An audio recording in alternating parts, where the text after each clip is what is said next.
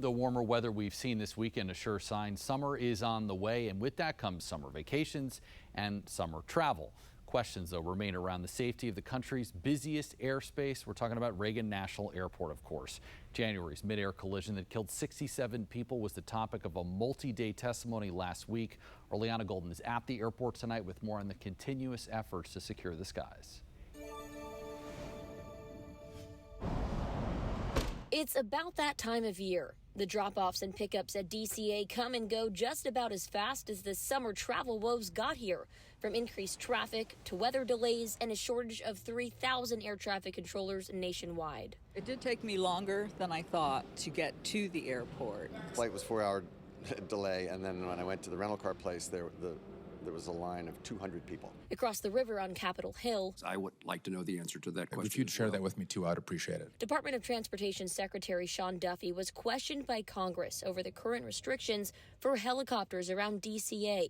It comes after several canceled landings due to unexpected traffic near the Pentagon last month. I'm very concerned about the amount of traffic that's coming out of the Pentagon. And if there's VIP travel, I would like to know who are the VIPs.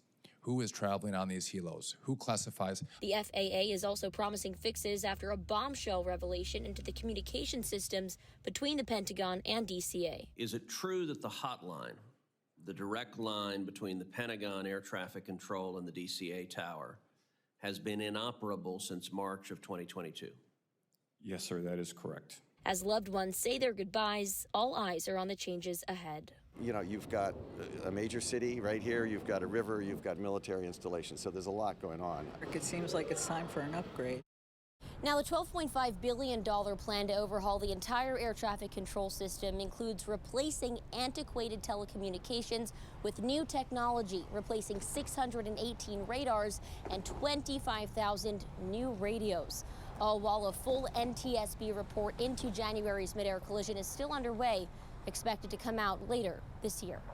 Reporting at Reagan National Airport, I'm Liana Golden, 7 News. Liana, thank you. As she pointed out, air traffic control issues and concerns are impacting airports nationwide. Controllers in the Denver area losing communications with planes for some 90 seconds the other day. Comes after a series of tech issues up at Newark Airport. A system-wide outage back on April 28th at the Philadelphia facility, causing air traffic controllers to lose radar and communications with planes packed with passengers.